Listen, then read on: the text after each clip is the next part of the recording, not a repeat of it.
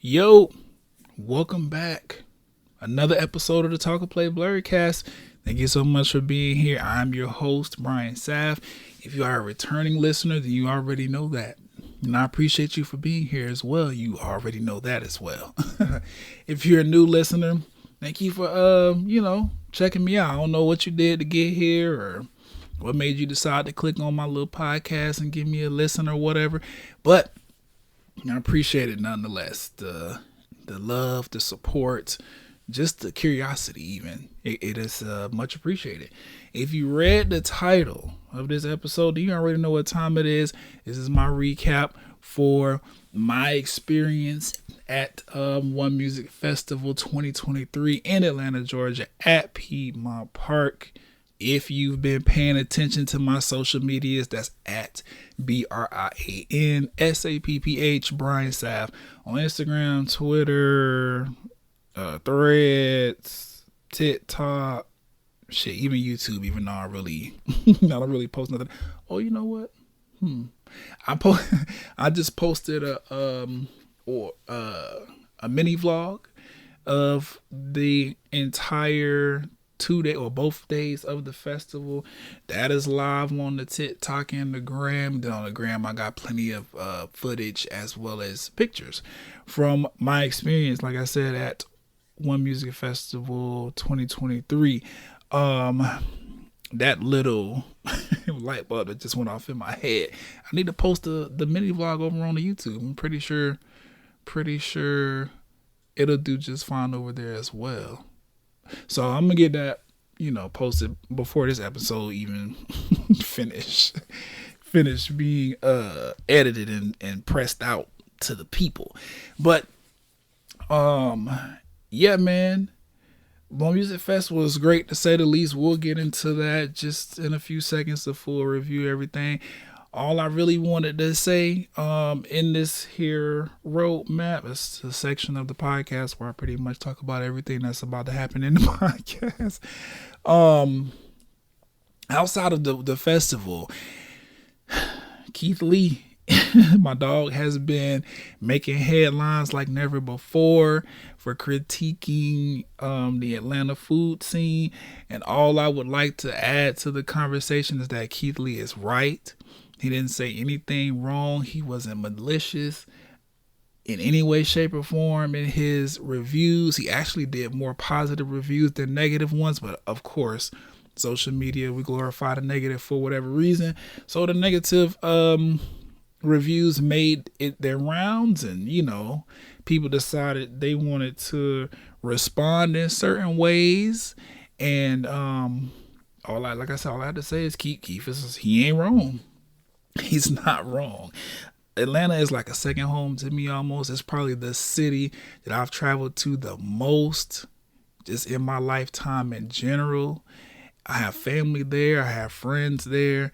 I've vacationed there plenty of times. Like, I know Atlanta enough to say wholeheartedly that what Keith was experiencing is very, very common there. I've experienced that myself with the weird takeout policies and the extremely long wait times, the not so great customer service. He didn't even get into the fact that everywhere downtown you have to pay for parking.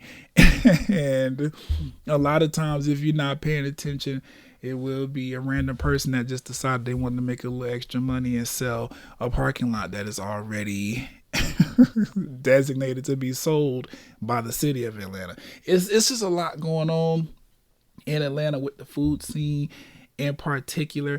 And I'm honestly glad that Keith Lee, went down there. I think he was, I don't think he was. I know he attended the One Music Festival. That was his whole reason for being there. And of course, being the food critic that he is, he decided to make a few pit stops, and things transpired as they transpired. Y'all already saw it. I don't need to get into it. I just want to support Keith because he ain't wrong. I personally, like I said, have experienced some of those same things. And I like that he went out there and, kept it real. Because as a culture, customer service is like it's a pitfall within the culture. Like it's I don't know, something about something about black people. We gonna give you customer service depending on how we feeling on that day. Like we bringing whatever we got going on at the house to work, and if it don't give good customer service, and we just not giving good customer service. And while I'm like joking about that, it's a serious issue, just because customer service is like the main way to stay sustainable as a business, especially when you're doing something customer service driven like selling food. So take the criticisms and, improve and roll on. I like Candy's response to, Keith's experience at her old lady gang restaurant or whatever. Like, that's how you do it. Like, take that shit in. Like, okay, you know what I'm saying? He didn't mean no harm. He's a lot of God bless yous in there. And, Keith is a good guy, bro. He never really showed us on any of these videos him being malicious. When there's food critics out there that really don't give a fuck, they more about the shock value of whatever it is they have to say, and they will slander your food if it's calling for that. Keith is not one of them. He really just be like, if he ain't fucking with it, it's not my personal preference, and it could be done a little different. This could be done a little better, but again, this could be it.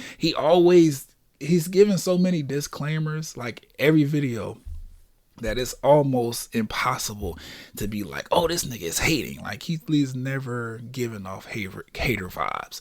So I don't know. I'm glad that Keith went down there and held the Atlanta food scene to task. I'm glad he found a lot of good spots. I took notes because when I go back and scheduled to go back in a few weeks, I'm gonna be stopping at some of them food places that Keith had great reviews for. And, hopefully the ones he didn't have favorable reviews for, well, get their shit together. That's all we asking for as a community, bro. Like, black people, we just want to be treated with the utmost respect when it comes to where we spend our money. And if it's not feeling like that, we will slide somewhere else, even put money in other cultures' pockets when it comes to food, because that's how much we fuck with food, black people. So, I don't know, get your shit together. And I'm glad Ocho Cinco's daughter pulled up on him with the Team Keith Lee customized jersey. She didn't have that, but she did make it clear to him that she was Team Keith Lee, and she educated her father on his wrongdoings and what he had to say about it. And I'm glad he got on there and let us know, like, my daughter let me know I fucked up. So I fucked up, and I don't know if he necessarily apologized, but he definitely did take accountability for not being in the know when it comes to who Keith Lee is, his brand, and how he get down. So I really, really fuck with that, because that's what it's about. We got to look out for our own, even when our own are in, I don't want to say beef or opposition, but you know what I'm saying? Even when our own ain't receiving the most favorable energy from our own. But outside of that, man, I ain't really got much else to talk about. This episode is going to be completely dedicated towards my experience at One Music Festival. So without further ado, y'all know how I get down. When I review any concerts or festivals, I play audio that I recorded from the actual field, in the, you know what I'm saying, out there, outside. I was in the field, goddamn. Yeah, so I'm gonna play some festival audio real quick, and then we're gonna go ahead and just jump right into the damn review or recap or whatever you want to call it. But we're gonna talk about One Music Festival 2023. Hey, it's up,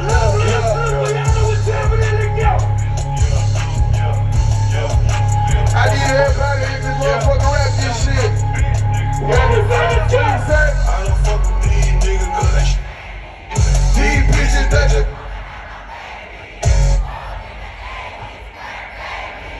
Mama, she was in the street, so guess who ran me? You motherfucking right, couldn't get it from my mama, so I got it off the. Been working my whole life, but I ain't never punched the club. What? Niggas quick to run they mouth. All right, so First off, right, the most, I guess the part about the festival that I enjoyed the most, because I had the privilege, the opportunity, I was blessed enough to be able to visit One Music Festival 2022 last year in Atlanta. Now, the difference, the difference between me and you, shout out to Rich Homie Quan. The difference between, or the major difference to me between 2022 and 2023, the location. Last year's One Music Festival 2022 was at, what's the name of that park? Centennial Park? Hold on, no, it was at Central Park in downtown Atlanta. That particular location, I wasn't fucking with it. Well, I ain't gonna say that. I actually was fucking with it in the moment, but now that I've experienced better, I'm like, no, last year I had the first timers like energy or whatever. I ain't give a fuck. It was just amazing to me, which it was. They had some really great performance last year. Lauryn Hill, who headlined? Lil Baby was performing. I think the Migos also performed. Who headlined last year? Jasmine Sullivan, Rick Ross, Gucci Mane, Jeezy. You know what I'm saying? Ja Rule and Ashanti had a fire set. I enjoyed that. We talked about this, I believe. I think I got on here and I recapped everything from last year, if I'm not mistaken. But either way, last year was dope. It's just now that I know why everybody was tripping, because I got a lot of, my friends who went out there, they was like, oh, the location for last year was better. They talking about 2021 was way better. This shit is all crammed and packed or whatever. And now that I, like I said, experienced it at Piedmont Park, I understand. So whoever's call it was to listen to the people complaining about 2022's venue and decided to move it to Piedmont Park for 2023, kudos to you, because I definitely understand now. This location at Piedmont Park, first of all, it ain't even take up half the park. I feel like there's so much more to Piedmont, but that part big as fuck. And we was just on the little piece of it. We still had plenty of room to spread out. They said over 100,000 people over both days attended the festival, so that was dope. Just imagine 100,000 black people and others who decide to participate in the culture, being in such a, I don't know, not so crowded place, but crowded at the same time. Either way, it was fire. I like the location. I guess the only negative that I would have, they really can't control the staff that put everything together. They really can't control this, but it was quite dusty and polleny, bro. Like the dust was kicking and the pollen was flying. Now the dust thing, that was more so because people, you know what I'm saying, we walking back and forth over, we in a park, so it's dirt and grass and all kind of shit, mulch and stuff out there. So yeah, we can expect some dust to be kicking up because it was a lot of footing out there. The pollen though, that's literally fall time. Yeah, like they can't do nothing about that either. It was literally just fall time, and that shit, it fucked me up, bro. Like I have crazy allergies to the point where the slightest change in anything going on in the air, I'll be coughing and sneezing just profusely. Mostly coughing. I don't really understand why I'm more of a cougher than a sneezer when it comes to my allergies, but that's just the way my shit work out. Either way, I made sure that I took my allergy pills before I left, which I really should have started taking them bitches, because I usually take them every day. But, I get lazy and lax sometimes, and it don't always happen. So I really should have got on my routine like at least a week in advance to make sure, my immune system was cooperating with everything. But I did what I could, and I survived. It was just, I I still have some residual allergy to be combated after the after the festivities had concluded. Either way, like still, I favor this location over Central Park, and I'm really, really glad that that was the case, because last year the thing with Central Park that was like so dope to me was that it was like a bunch of hills out there, so they had, you know, most of the stages at the bottom or at the valleys of hills or the pits of hills or whatever. So it was like if you didn't want to be in the crowd close to the stage, you could like fall back, you know what I'm saying? Maybe catch you a little spot on the side of the hill and you can see everything, no problem. Get, you know, enjoy your time and move on to the next stage whenever you're ready. This time at Piedmont Park, same thing, except for this, you know, it was more spread out. Last year there was a stage towards the entrance, which there was a stage towards it. Why they set it up like that? I don't know. Either way, there's a stage by the entrance when you first walk in. And last year that stage had got packed out so bad because they had like City Girls, Chloe and Jasmine Sullivan like back to back. It had got packed out so bad that people was like standing in the walkway all the way up to the gate. So it was like if you was trying to head back towards the entrance or utilize that exit that was by the entrance, it was like, no, it's a wall of people, you couldn't get by. People was confused, like, why the fuck everybody standing right here? Then they remember, oh, it's a stage down there. You try to look at it, can't get in there, it's packed out, people ain't moving. It was full.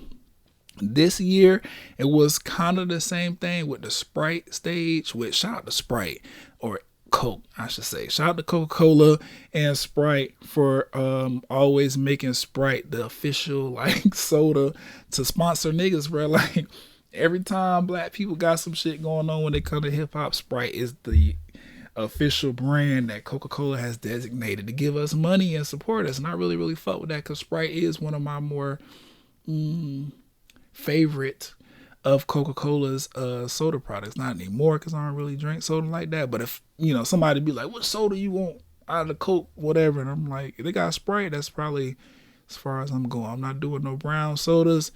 And especially after what I learned at the Coca-Cola experience in Atlanta. But we'll get into that on another episode maybe. Either way, shout out to Sprite. They had a dope stage out there. I made it to that stage a few times, not a whole bunch, just because the other stages, the PNG stage and the One Music Festival stage, whatever, those had more acts that I wanted to see. But I did ended up making it over to the Sprite stage to see what it was, Greg Street's performance after motherfucking Chief Keef didn't show up. I don't know what's going on with Chief Keef, bro, but he been missing checks at these festivals. I don't get it, but we'll talk about that in a second. But I saw Greg Street over there. He had a dope set or whatever. He brought out a bunch of people. Project Pat, Killer Mike, you know, a bunch of folk. I ain't stayed the whole time because there was somebody else I wanted to see. Went over to catch Tim's. And then DJ Drama, I caught his set as well, or at least some of it, because I had to leave like halfway so I can get a good spot for Kendrick. Either way, Sprite stage was fire. They were literally the stage designated to celebrate, you know what I'm saying, the 50 years of hip hop or whatever. So it was all like current and past like legends in the game. T-Pain performed on that stage. I talked about Project Pat and Killer Mike. 8Ball MJG performed over there. Waka, 2 Chainz. It was more so geared towards the older crowd and then like the younger crowd who know about, you know what I'm saying, the legendary shit that happened before they got here, before we got into music or whatever the case might be. KRS-One performed on that stage. Kid Capri had a set. It was just dope. I really, really appreciate it. Goody Mob, I caught some of Goody Mob's set as well because CeeLo's performing. I was like, nah, I gotta catch CeeLo. I gotta see some of it at least. But Right Stage was dope. Matter of fact, I'm gonna pull up my itinerary. We could just run it down from there, because the festival experience is probably best experienced by me telling y'all what the fuck I did. So we got there around, this is me and Blue, by the way. We ended up, well, first let me run it back, right? I know I talked to y'all right in the roadmap section. Atlanta's parking situation, ridiculous. So what we did was, if you're familiar with Atlanta, then you know they have a train system. Something like Chicago has a train system, and New York, Miami got like a little monorail system going on down there. Same thing with Vegas, they got like a little monorail system going on in their busy area as well. Either way, this particular train station or system, the MARTA, is, connected to the rest of the public transit there, the buses and all that shit like that, the street trolley that they have downtown. So what we did is, because they have free parking at some of the train stops, so we parked at one of the train stops, got us some round trip tickets. One round trip ticket is $6, so we ended up spending a total over both days, a grand total of $24 just to get to the festival. And that was perfect because I saw parking was starting at like $50. It's like $40, $50, $60 just to park downtown in a reasonable walking distance to the festival. So we caught the train. As you will see in my mini vlog, if you hit the Instagram, hit the Twitter, YouTube, by the time this come out, not Twitter, TikTok, Instagram, TikTok, YouTube, by the time this come out. We caught the train up there. The station or the stop that we had to get off from, it was literally a 10-minute walk from that stop to the festival grounds. Can't beat it. Everybody else who decided to drive and park stuck in traffic because APD was blocking off the road so that we could walk. Like, they knew public transit was going to be a big way that people got to and from. So they was like, we're going to block off the main roads to get to the stations or whatever, just to keep, all of the crowd down, which made sense given the fact that this is technically Halloween weekend, the 28th and the 29th. So yeah, a lot of stuff going on in the city. Megan Thee Stallion literally got off stage on what was Saturday she was performing and hosted a Halloween party downtown Atlanta. So it was a lot going on. But yeah, so we took the train, got in to the gates or whatever. That wasn't a difficult situation. It was niggas working the event, so they was playing, but we ended up making through with no problem. We pulled up or walked up around 1:30ish. Yeah, around 1:30ish. We got in. We wanted to take in the sights and everything, get the layout understood. And I needed merch. Not necessarily to commemorate my experience. Yes, to commemorate my experience, but also because the temperature was scheduled to hit like the upper 50s, like low 60s, upper 50s by the time everybody was scheduled to be done performing. And I knew I needed some kind of jacket or hoodie, especially last year. I made the mistake of going out there day one without some kind of jacket or hoodie. The temperatures dipped when that sun went down, and I was shaking in my boot. Well, in my Polexes. Either way, yeah, had to get me a hoodie. Blue ran to the bathroom while I was in line grabbing my merch. We filled up our hydration packs, and then we did a little bit of exploring before we stopped real quick to take in Tink's performance. She did a good job from what I could tell. We didn't really stay the whole time we just heard a couple songs that we fucked with, and then we kind of got on the way because it was a lot to see and do. So we wanted to explore a little bit, and we ended up grabbing some food, or a snack. We wanted a snack first.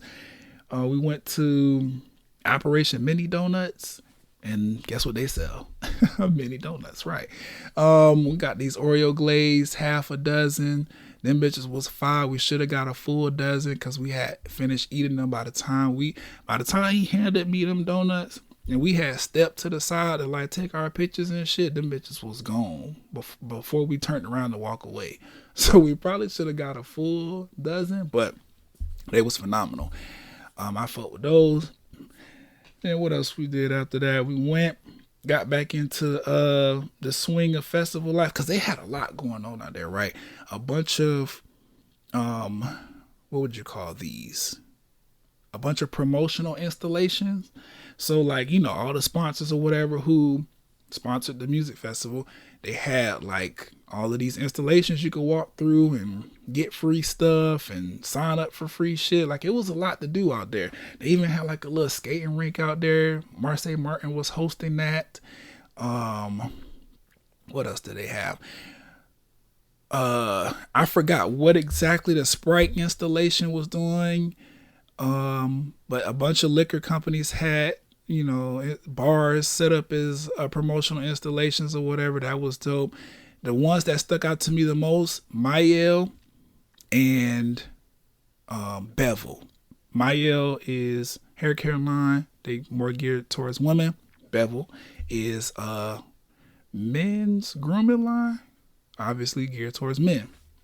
So Mielle had this like pink and neon like installation that had all kind of pink shit just going on in there. But what was so interesting about it is the fact that they was passing out these big ass like pink tote bags, and they weren't no shitty ass like Dollar Tree. I'm just stopping by to get something to put this gift in so I can take it over to somebody's birthday party. It's literally like a like tote, like solid material. I'm looking at this shit. I'm like, damn, that's what they using for promotion, huh? This is a good bag. It was a good bag. Either way, it was genius marketing, if you asking me. Because you could spot them fucking bags miles away. Everybody who wanted something else to have to carry their shit in, they was in line grabbing them bags, going through the installation, getting the free things, buying stuff, because they was also selling products out there and stuff too. It was really dope. They had a whole like little village tucked in the middle of the festival where it was brands you do know, and it was independent brands and artists and everything. You could buy jewelry out there, paintings, custom clothes that people had made. It was really, really dope. I don't think I'm trying to think about other festivals that I've attended. Most of the other festivals that I went to this year, they didn't have that. Yeah, I don't remember. Maybe Dreamville had like a little section, but everybody, they didn't really have that. And I just thought that was dope, you know, to give people opportunities or whatever. So after, Bevel also had a pretty dope installation as well. They was giving out free lineups, nigga. Like, if you needed to get your edge touched up real fast, they was doing it in there. I was like, that's dope. And they was also selling the Bevel products. They was also giving out, what would you call these? Bandanas, Bevel bandanas or whatever, which was perfect for me because I don't really like to carry shit at the festivals. If it can't fit in my hydration pack, I'm probably going to throw it in the garbage after I'm actually done with it. But this bandana was perfect because I could fold it up, put it in my pocket. I could throw it in my hydration pack if I needed to. And then with all the dust and the pollen that was kicking up, it made for a great like air filter as I was walking through the thick of all of that like dust and pollen and shit. So it really came in handy. I really, really fucked with Mielle and Bevel because they had like some, probably the best like promotional installations out there, at least in my opinion. What else was going on? Real hot girl shit. Yeah, I'm in my bag, but I'm in his too. Keep them lights up, keep And them that's why every lights time up. you see me, I got some new shoes. Ay, look, bitch, I'm a star, got these niggas wishing. He say he hungry, this pussy the kitchen. Yeah, that's my dog, he gon' sit down and listen. Call him a trick and he don't get a hold up. Bitch, I'm a star, got these niggas wishing. He say he hungry, this pussy the kitchen. Yeah, that's my dog, he gon' sit down and listen. Call him a Hey, trick, don't get a hey, he know he giving his money to me. He know his money is to the tank. Call him, gon' put my name on it account, because when I need money, I ain't tryna holler. He know he giving his money to Megan. He know his very expensive to Danny. Tell him go put my name on that account. When I need money, I ain't tryna. I can't be fucked with. Oh, you can't touch it. After we took a little tour and peeped out which food spot we was gonna hit, we went to Coco Jones to check out her performance, which that was dope. Coco did an amazing job. The microphone was definitely on. You know what I'm saying? She had choreography going. She had a little stage design. It was very minimalistic, but it was still like noticeable. I was like, okay, I'll fuck with this. And then Coco's a new artist, so I think it's gonna be dope over the next couple years to see how her stage show evolves and enhances. So I was really pleased to see her and see how well she was doing, singing, hitting them steps. I was like, okay, Coco out here. So after we saw Coco Jones, we went to a food spot, Island Noodles, fire. It's vegan noodles with vegetables, stir fry. It's vegan stir fry, but then if you want to throw some teriyaki chicken on there for no additional charge, they was doing that. So I definitely got me some teriyaki chicken thrown on top of my noodles. Spiced it up with some sriracha. Shit was lit. After we got our island noodles, it was time for us to go find a spot to like sit and chill, take a load off. Who was on stage? Jadakiss was on the One Music stage. Him and Fab, they had like a joint set that was pretty dope. I only caught bits and pieces of it because we wanted to go check out Mariah the Scientist while we sit down and chill or whatever, because the person that was coming on after her, we wanted to be in close proximity to. So we went, set up our what it was, some kind of like tarp blanket. Blue brought this blanket, but it was tarp, like it was that material that swimming trunks made out of, or umbrellas, water repellent. So we got the little water repellent like picnic blanket or whatever, sat out there. We found us a nice little spot on the ground in the shade. Was eating our noodles while Mariah the Scientist was up there singing and performing. I'm not like a big Mariah the Scientist fan. She has like 2 songs that I knew of her before this project dropped that she just recently put out, and she had 2 songs on there I was fucking with. So I was like, okay, maybe, we'll check her out or whatever, get accustomed to her music and her stage show, and give her an opportunity, because I know what was going on with Jadakiss and Fab. And then, yeah, they had a lot. They had a crowd of niggas, and we couldn't really find no good spot. Well, we weren't trying to, but I just saw like it really wasn't no good spot in the shade to like sit and chill over by there, because people was already getting there, getting ready for Kodak. So we was like, let's go hit Mariah the Scientist, and then we'll pull up on Kodak after we finish eating everything. So that's what we did, bro. Now, we didn't want to sit for Kodak, because I saw Kodak before last year at Rolling Loud. Same Rolling Loud where he was, get him black. Ah, yes. I was there when that meme was created. But I knew Kodak set was going to be lit. So we scurried our way through the crowd or whatever, got us a good spot to stand. And it was lit. Vibes was going up. Kodak, even though he don't really have a lot of stage theatrics and stuff going on, he's not like a super great performer, but he's like a vibe performer as far as rap is concerned. Like he gonna walk back and forth, saying the lyrics with you, do a little jig, hit a little 2-step, call it a day. I ain't mad at that, because I understand his music don't really call for anything more than that. After leaving Kodak, we walked back over to the PNG stage where we had just left Mariah the Scientist, set up on the ground. Bryson Tiller was performing. Now we saw Bryson a few months ago at Lovers and Friends Festival, so we already knew what time it was with him. So we was like, we just gonna sit and chill, you know what I'm saying? Spark up the vibes. We had hit the bar, so we was sipping too, you know what I'm saying? We just go take this opportunity to really get in the vibe and get feeling good, get inebriated and shit like that. And that's what that was. We sat and we just chilled and listened to Bryson over them big ass speakers. Caught little glimpses of him on the stage or whatever, but it wasn't too much to really see. His stage is set up pretty dope. I like the stage design, but you know, he's like a singer / rapper, so ain't really much to his performance either.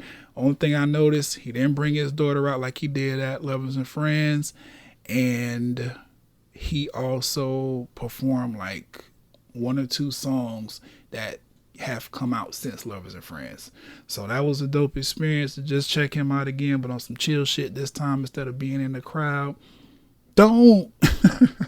Now, after Bryson finished, Little Kim was performing over on the One Music Festival stage. However, we caught a little bit of her set at Lovers and Friends, so we kind of already knew what that was about.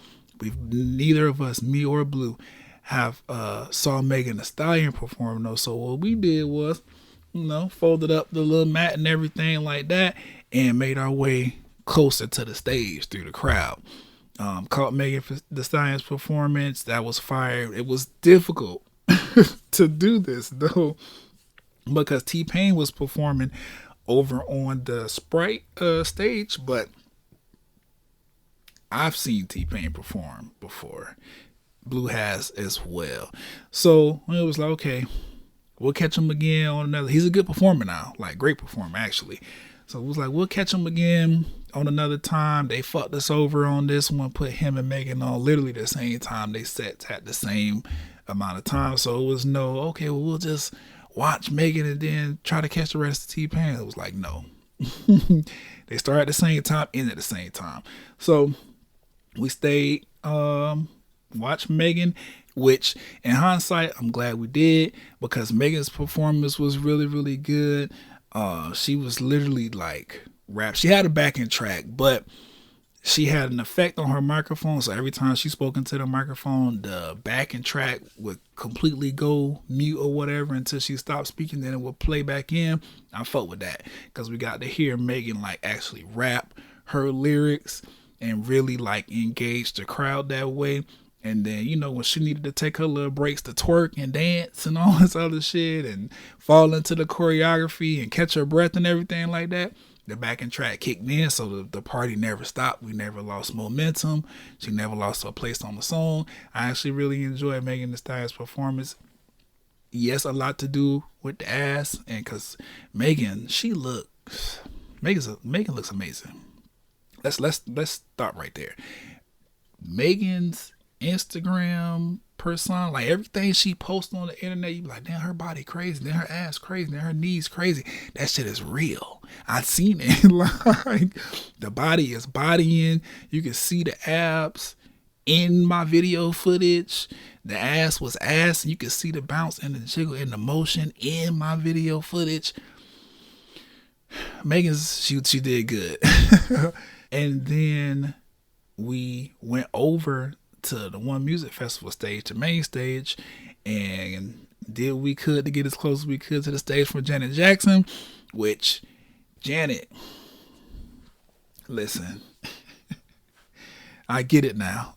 I knew and I understood and I got it, but I extra get it now. Like, legend, icon, the lady got hits for days. Like, ain't no half stepping when it comes to Janet Jackson. Literally, the lady was singing and dancing like full out the entire time.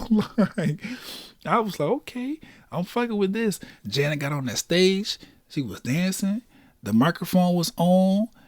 Hit after hit after hit after hit. And I was like, oh, I forgot this was a Janet Jackson song. I forgot this is something that Janet Jackson was a part of.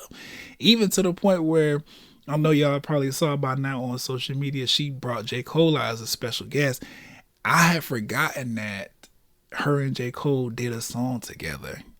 Like, I don't know why I slept on Janet the way I did, why I was fronting on her the way I was, but I apologize, Miss Jackson, because you was sliding. Like, Janet gave a full, damn near 2-hour performance, and I thoroughly enjoyed it. Like I said, she brought J. Cole out. She let him perform. First things first, rest in peace, Uncle Phil. He said, no role models, don't save her. She don't want to be. Yeah. So that was a dope moment.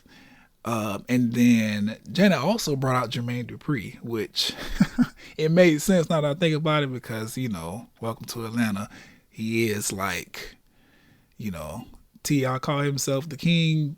Jermaine Dupri is definitely the mayor of Atlanta, at least from a nigga standpoint, because, you know, there's an actual mayor and we don't have a monarchy in this country. So, you know, titles aside, I fuck with Jermaine Dupri, and he had a cool you know, he hit us with like 2 or 3 hits, and then he got out the way, let Janet come back out and do her thing, and she rocked us all the way until it was time to go. I was like, damn, bro, Janet is really up here performing. I was seeing the sweat drip down.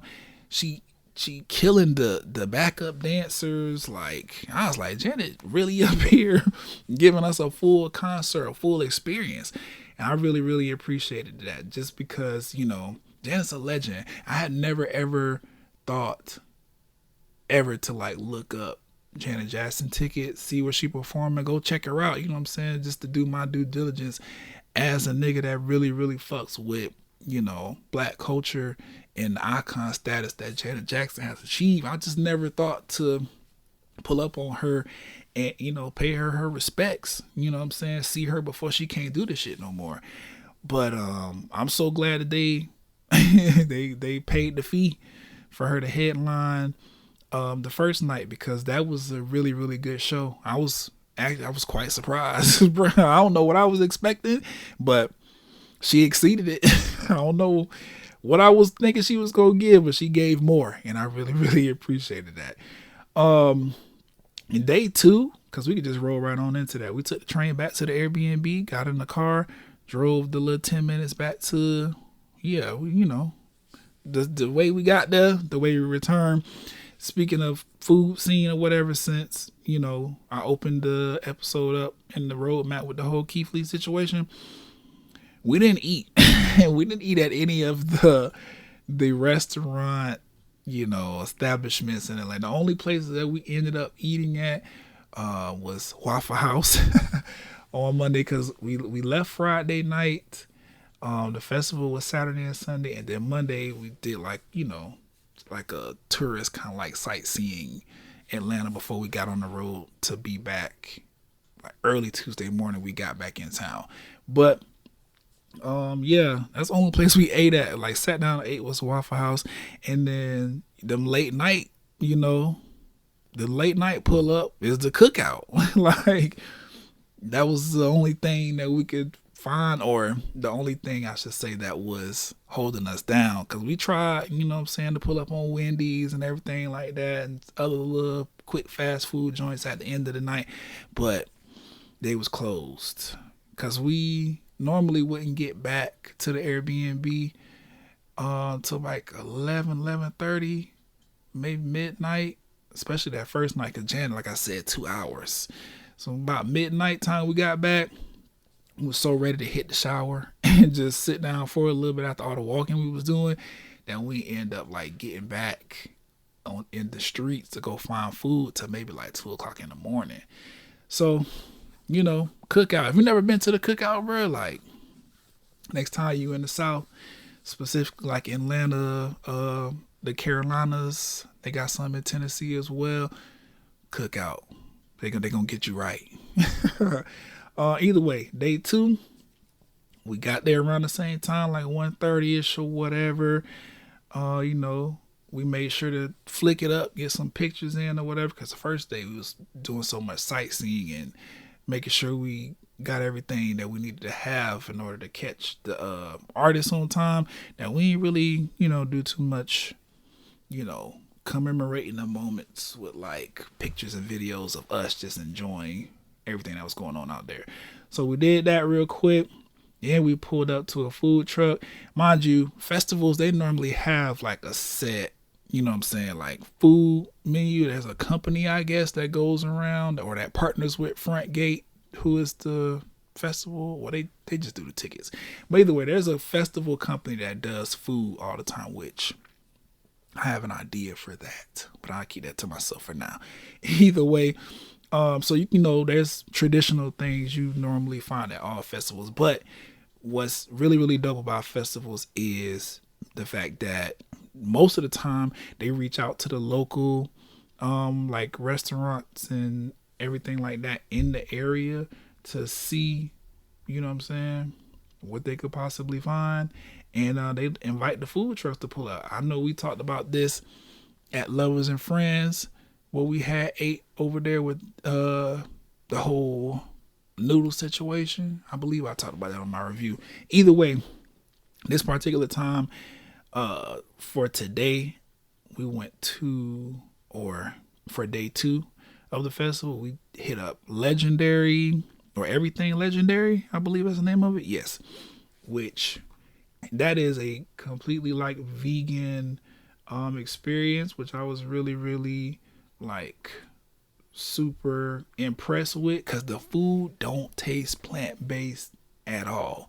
We got some vegan chicken nuggets, but that shit tastes it really tasted like chicken. I started to go back and be like, listen, but it really tasted like chicken.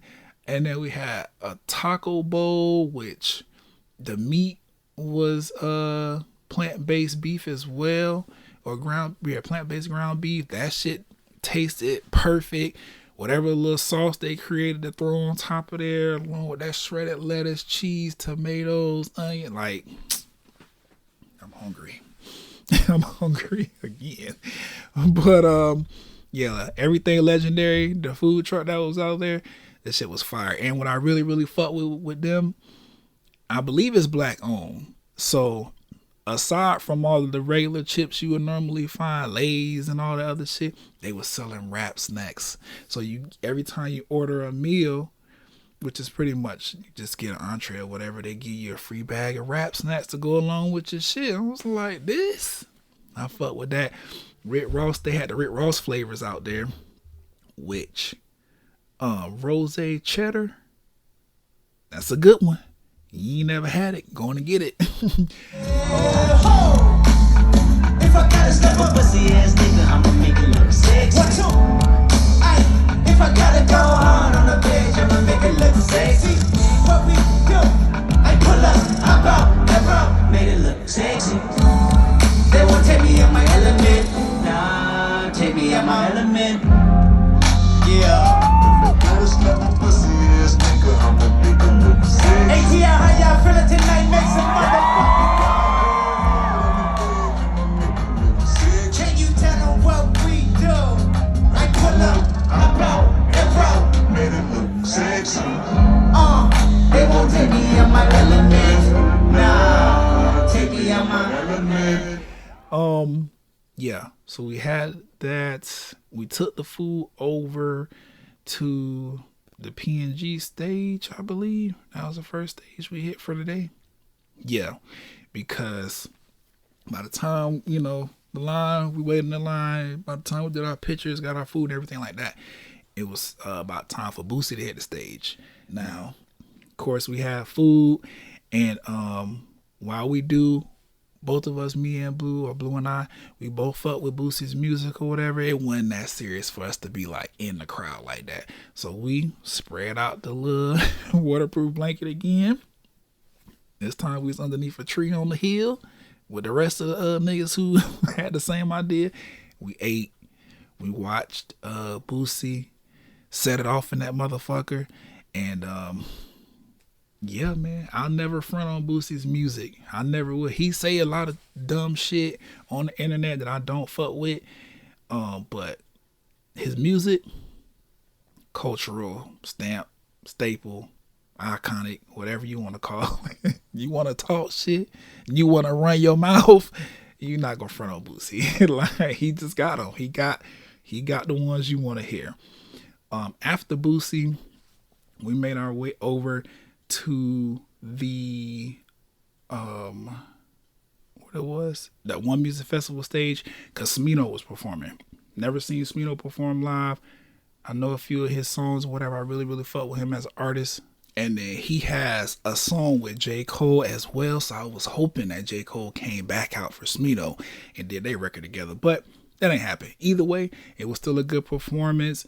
Blue is not familiar with his music at all. So it was really, really good to put her on. Because, you know, Smino, he's one of those like conscious, like hippie rappers who don't mind singing if they need to get their point across in the artistry, but he be rapping his ass off too. Which, shout out to him, because he had no backing track at all, and it sounds just like he was on the song. Like, it sounds just like the song. Not that he was on the song, but it sounded like the song was playing regular.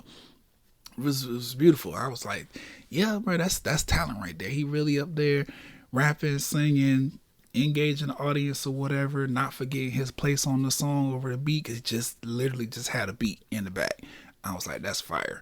So yeah, we caught us a little spot in the shade on the hill, you know what I'm saying, sparked up the vibes. You know what I'm saying? We didn't do too much drinking day 2, because I think the bathroom situation it wasn't the best. I think probably One Music Festival need to work on that the most. I understand ain't much you could do at a park, porta potties, and that's pretty much a wrap. But yeah, the bathroom situation wasn't hitting. Blue literally told me, I'm not drinking today because 1, I don't feel like it, but then 2, that's gonna make me go to the bathroom.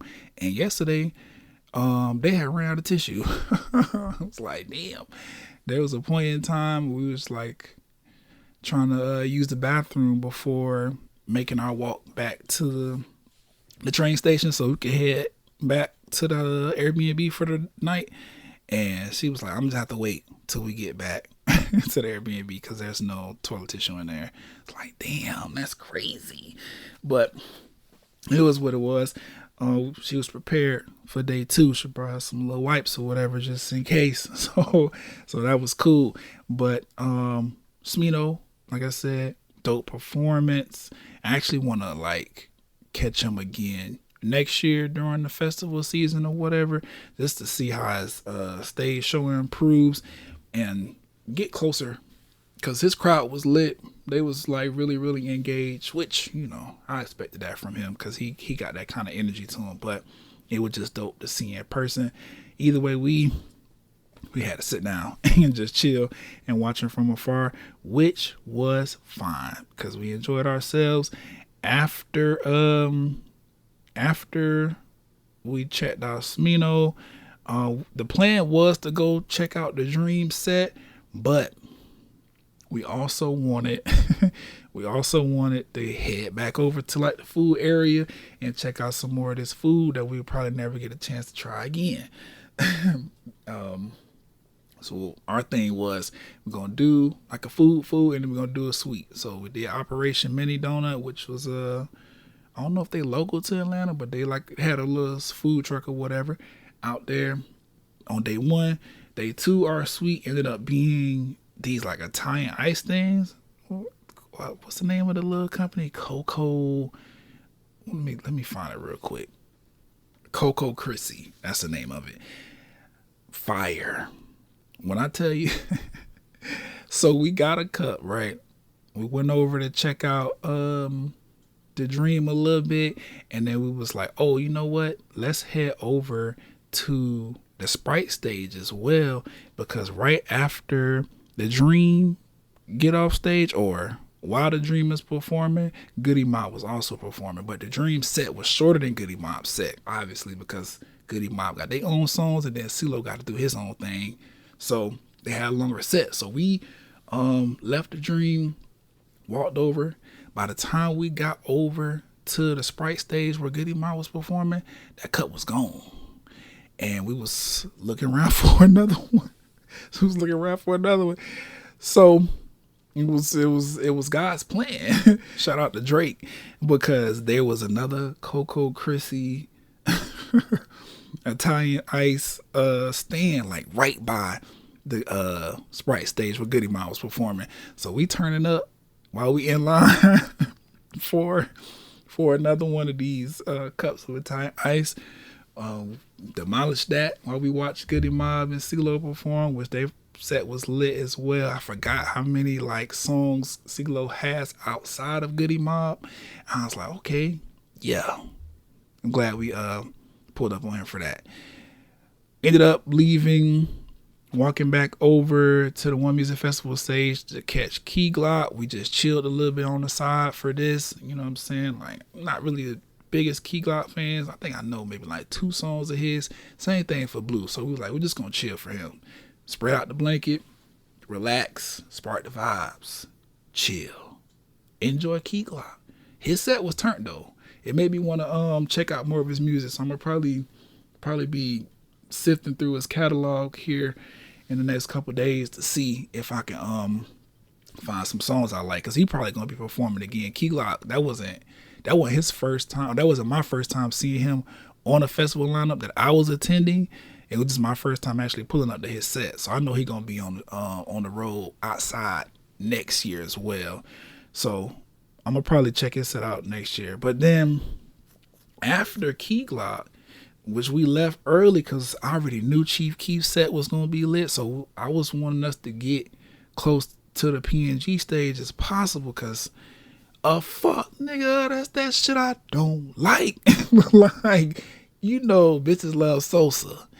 Keef got the hits. So I was like, we gotta try to get, you know, a good standing spot for Keef Chief, no spraying the blanket out. When I say by the time we got into eyesight range of the fucking PNG stage, which his set was scheduled to start, what time it was supposed to start at 5:45. I'll tell you, 5:46, that man came on the not that man, not Chief Keef, but the DJ came on the speakers and was like, Chief Keef will not be performing today. Y'all can go head on over to Greg Street over at the Sprite stage, or you can stay here and wait for Brent Faiyaz in about 2 hours. It was like, what the fuck? Everybody let out a collective what? Like, it was beautiful. I wish I had recorded that, because I never heard black people say what in unison like that ever in my life. It was amazing. But needless to say, we're disappointed.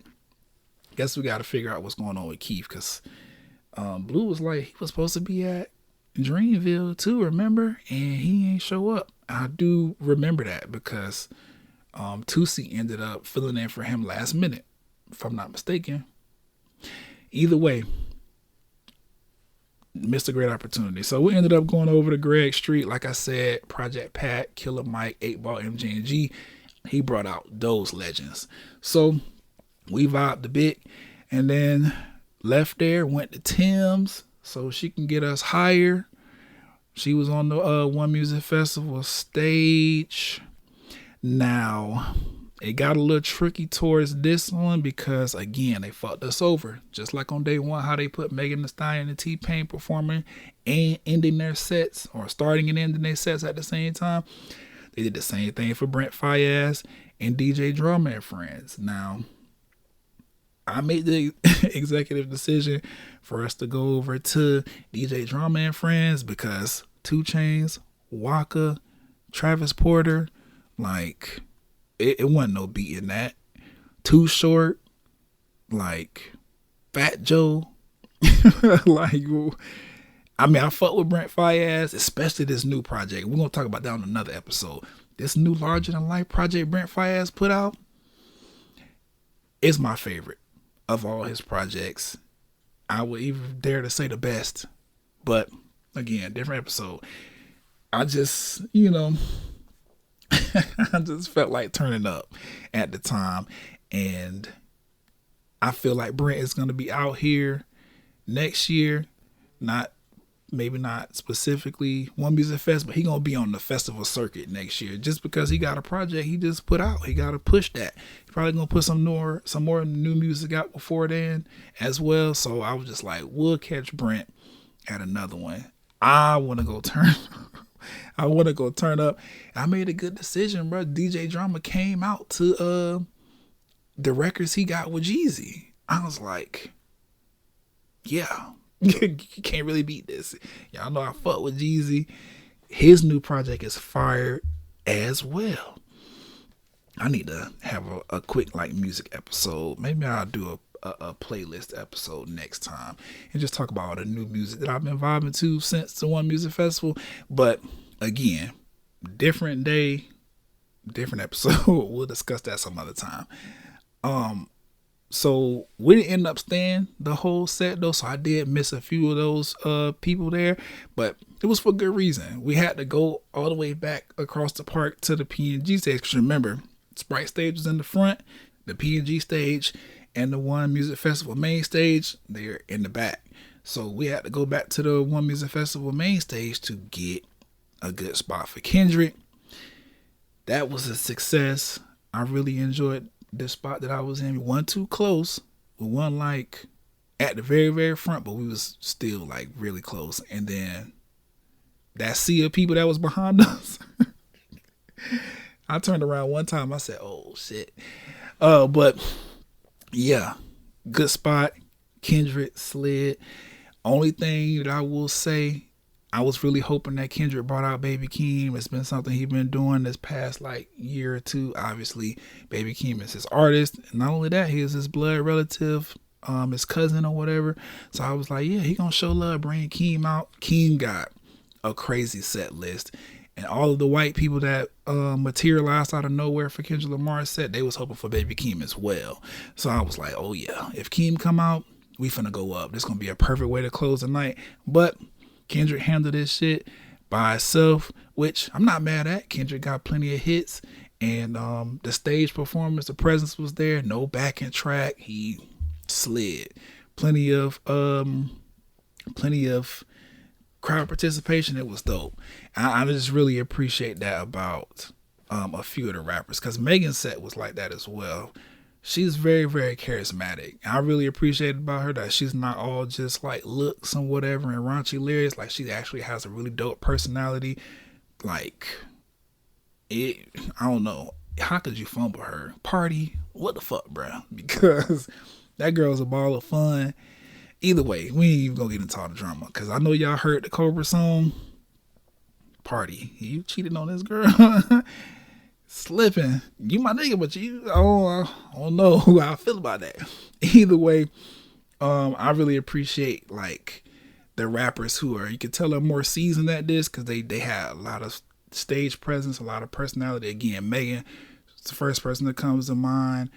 Kendrick as well. He really like engaged with the crowd or whatever. Was unapologetically black too. I really, really fuck with that, because his white fans, like I said, they materialized out of nowhere.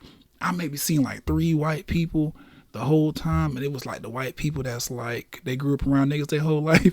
When Kendrick came out, I was like, oh my goodness, it's a bunch of my dad set aside a trust fund for me, white people out here. I was like, this is crazy. What the fuck these folks was the whole time? But it is what it is. I enjoyed myself. It was a great time. It was a perfect way to close out the festivities as a whole, because again, that was day 2, and I'm thoroughly satisfied. Me and Blue took some more pictures and videos on the way out, just to make sure we don't forget nothing about this time that we just shared. And we headed back to the Airbnb. That was pretty much the experience, bro. I really, really fuck with festivals. I must say, if you are a music lover or somebody who just really enjoys like concerts or live musical performances or whatever, you gotta do a festival at least once in your life. It can be a little bit overwhelming with the amount of people out there and the amount of time that you have to get from stage to stage to catch some of your favorite performers. But once you get the hang of it, especially if you've prepared, it's like a really, really good time. So relaxing, and you can't really beat it, bro. Like, I think the grand total for both of our tickets combined was a little bit over $300, and we saw how many people perform. Like, it was literally 10 plus hours both days of just concerts. When one concert ticket nowadays is about a decent seat is going anywhere from $300 to $500, you can't beat that. You just can't. And I really appreciate, like I said, the variety of things to do out there, all of the promotional installations you could do. They was playing movies out there and shit. Like Xfinity had a promotional installation out there. They was playing Poetic Justice on the thing, and Menace to Society, like a bunch of black ass movies where if you just, I guess you sign up or prove that you're an Xfinity customer, and they let you into the little lounge. You can sit on these like bean bags or at these little tables or whatever, and they got a full movie screen just playing black movies. I thought that was really, really dope. I talked about Mayel and Bevel out there, and Sprite, everything that they did, all of these different liquor brands like Bacardi, and who else was out there? The Stella Artois. How you pronounce that? How you say that? the Stella Company. Either way, I don't feel like this was they don't owe me nothing. They did what they said they was gonna do. I enjoyed myself. It was a fantastic time. I'm gonna never forget this, especially because I posted it all over my social medias, and I got tons more videos and pictures in my phone that I'll probably never share, just, you know, for my own personal memories and recollections. Yeah, man. World Music Festival 5. I'm really, really interested to see what the lineup is going to be for next year, especially because I've been talking to a few of my friends, whatever they want to try to pull up.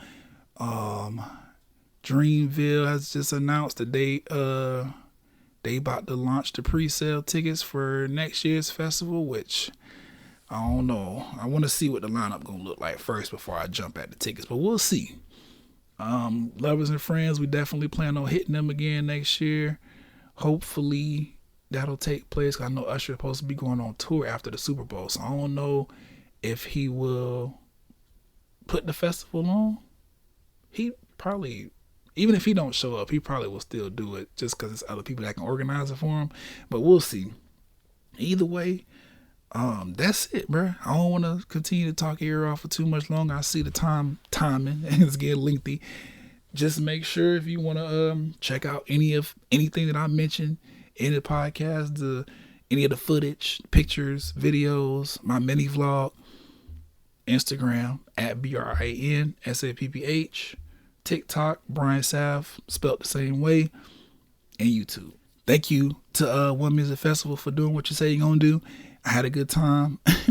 I'm probably gonna see y'all again next year. If anybody listening from the One Music Festival, anything, anybody worked on it, any food trucks that was out there, if you listening to this and you was a part of putting on the event, I appreciate you. You did your big one. This shit was fire. But outside of that, that's it. I will catch y'all on the next one.